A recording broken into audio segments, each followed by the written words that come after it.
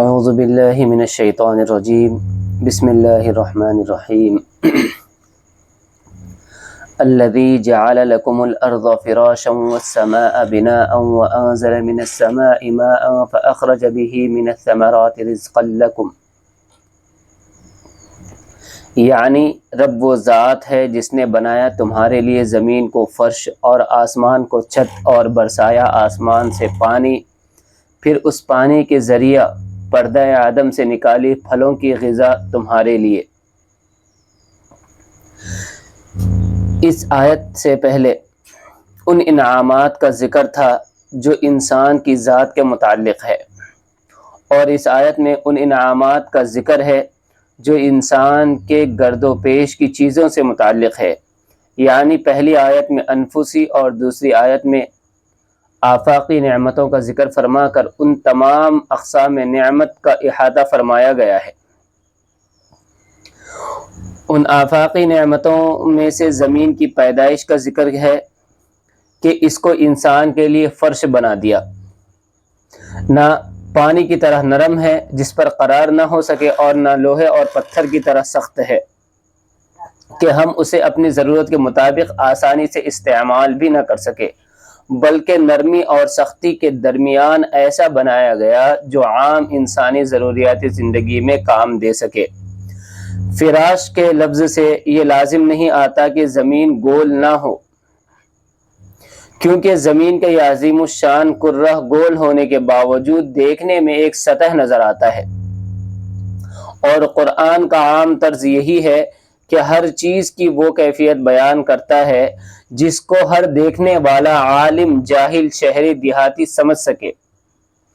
دوسری نعمت یہ ہے کہ آسمان کو ایک مزین اور نظر فریب چھت بنا دیا۔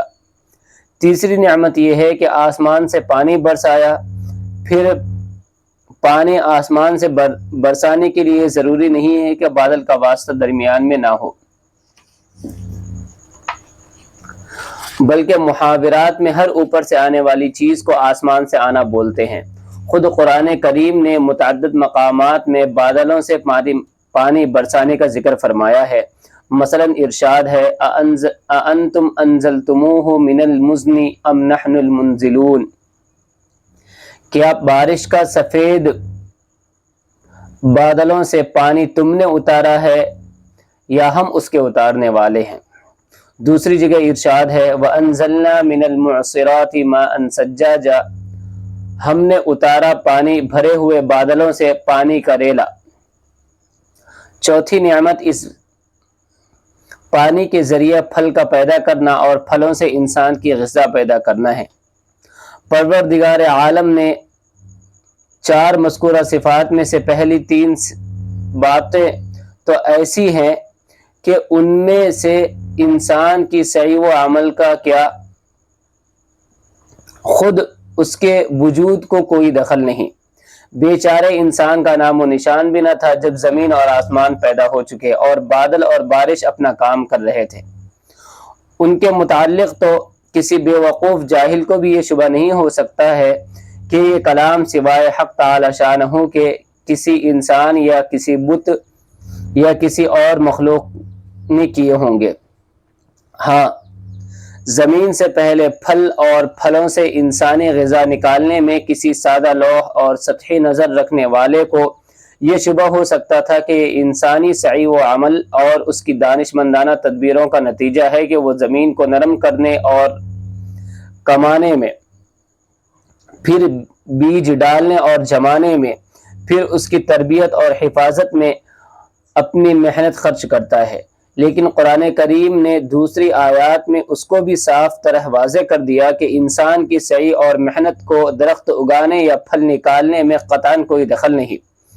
بلکہ اس کی ساری تدبیروں اور محنتوں کا حاصل رکاوٹوں کو دور کرنا ہے۔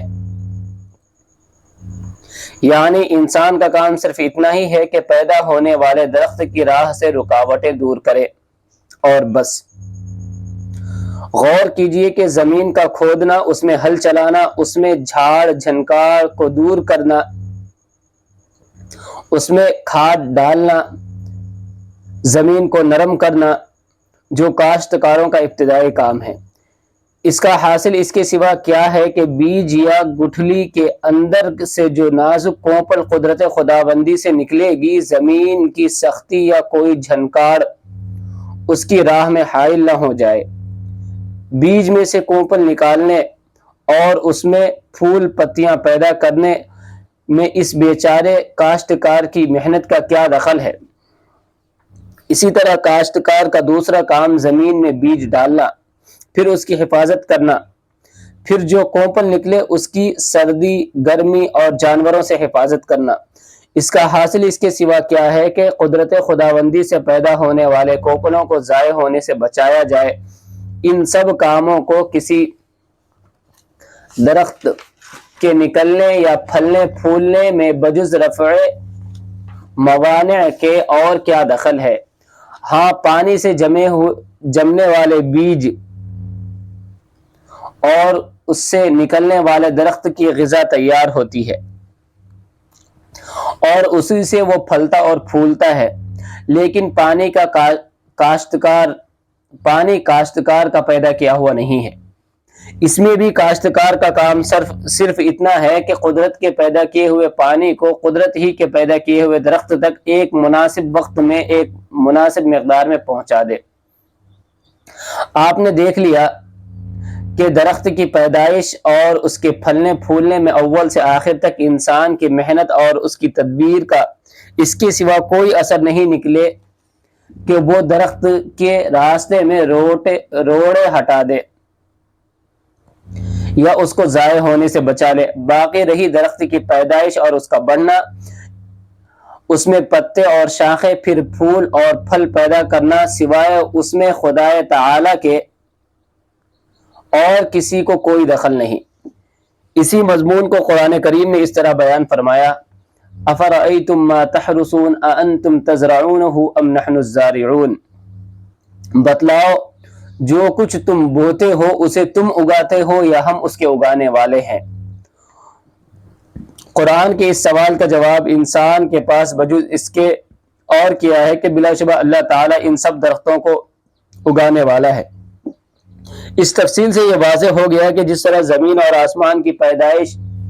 اور برق و باراں کے منظم سلسلہ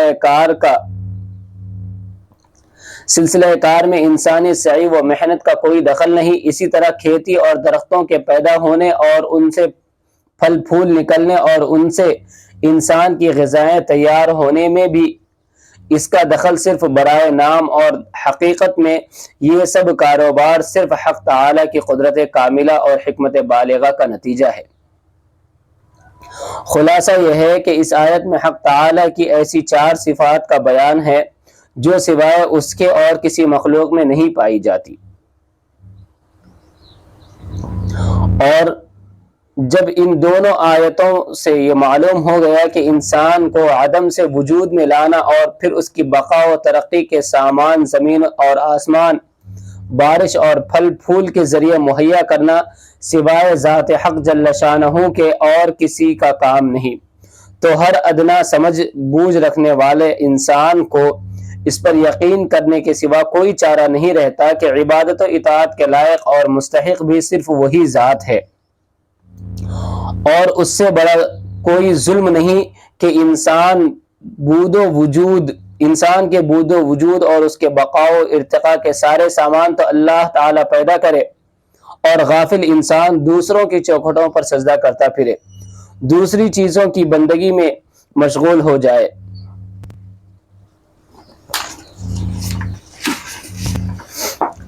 اللہ تعالیٰ نے اس کو اپنی ساری مخلوقات کا سردار اس لیے بنایا تھا کہ ساری کائنات اس کی خدمت کرے، اور یہ صرف رب کائنات کی خدمت اور عبادت میں مشغول رہے اور کسی کی طرف نظر نہ رکھے۔ لیکن غافل انسان اپنی حماقت سے اللہ تعالیٰ ہی کو بھلا بیٹھا ہے، تو اسے ایک خدا کی غلامی کے بجائے 70 کروڑ دیوتاؤں کے سامنے غلامی کی گردن جھکانی پڑتی ہے۔ ایک در چھوڑ کے ہم لاکھوں کے ہو گئے، ہم نے آزادی یہ عرفی کا سوچا انجام نہ تھا۔ اللہ رب العزت مجھے اور آپ کو کہنے اور سننے سے زیادہ عمل کی توفیق نصیب فرمائے، عبادت و اطاعت کی توفیق نصیب فرمائے، آمین۔